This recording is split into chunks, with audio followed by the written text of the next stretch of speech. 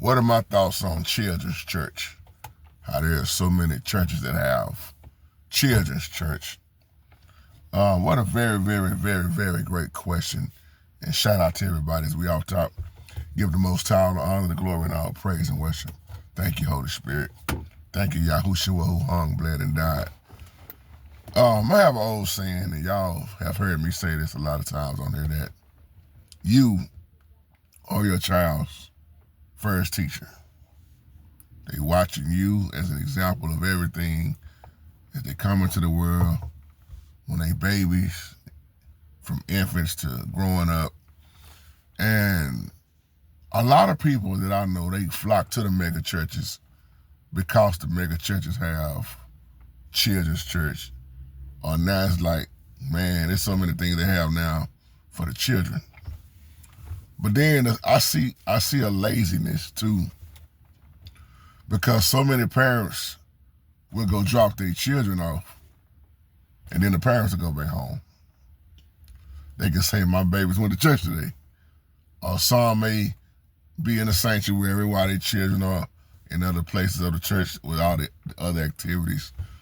So when you look at it overall, you have to ask yourself,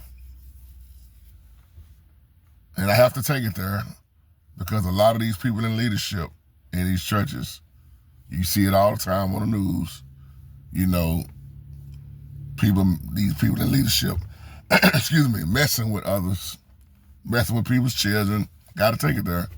Not saying everybody, of course, but then you got to ask yourself, who am I really dropping my children off to? Who are they being supervised by? Or then another question is, are they really learning? And then the other question is, why am I not praying at home? Why am I not teaching at home? Because it's a beautiful thing when your children can see you praying, you know, to the Most High, or teaching them the Lord's Prayer, whatever, however you want to do it at home, versus they getting everything from the building and it's not coming from you.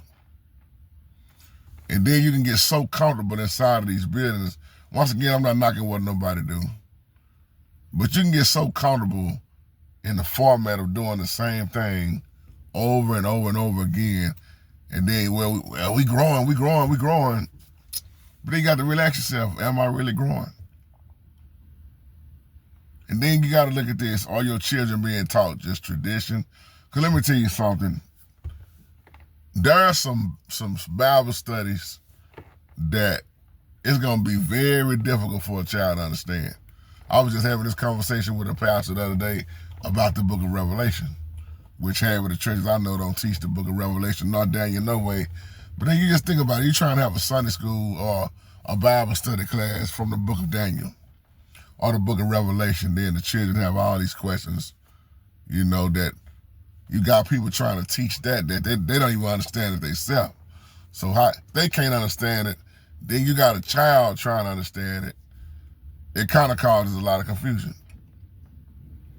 But a lot of people are caught in the entertainment of the churches now. Man, that's why I go to such and such, man, because for the children, they have this, man, they got swimming pool, they got arcade, they got, I mean, you name it, man, and it becomes an entertainment place for the children.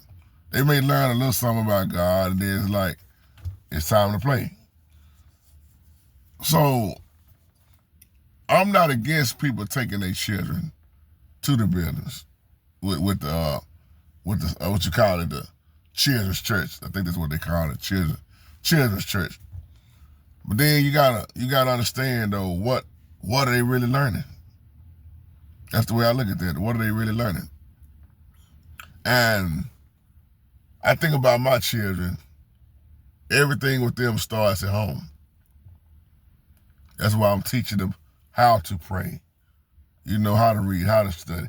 And it's a growing process. Like I tell especially my son, it's a process because they have a lot of questions on top of questions.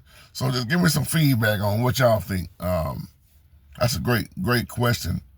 Because that's why I always say, when people say, oh, my child is so anointed, my child has the Holy Spirit.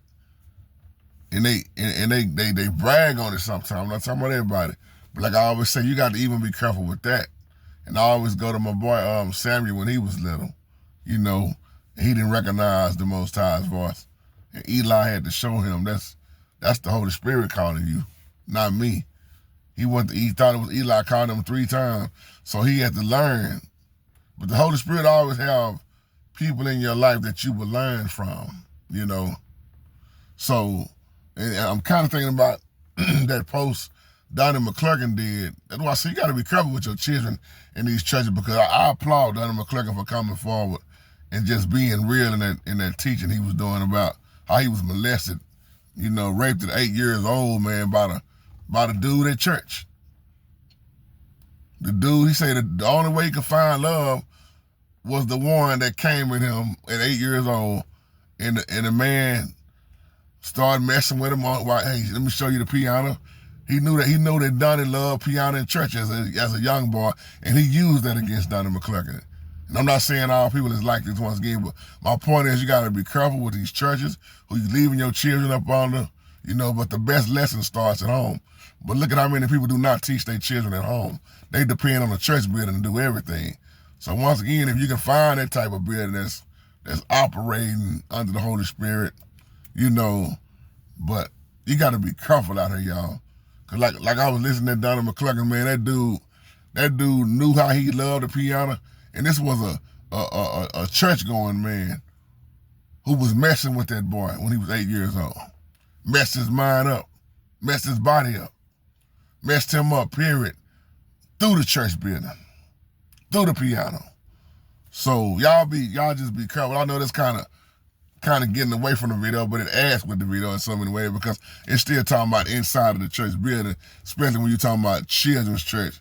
I've seen, man, of pastors and who are musicians and getting into it, man, and with parents and messing with these little boys, man, while they was young, and the parents not around, and you got this boy and the pastor study off and messing with him and all that kind of stuff. Man, you just got to be careful out here. So with that being said, y'all, excuse my voice. I'm trying to get it back from a couple of nights. But love y'all.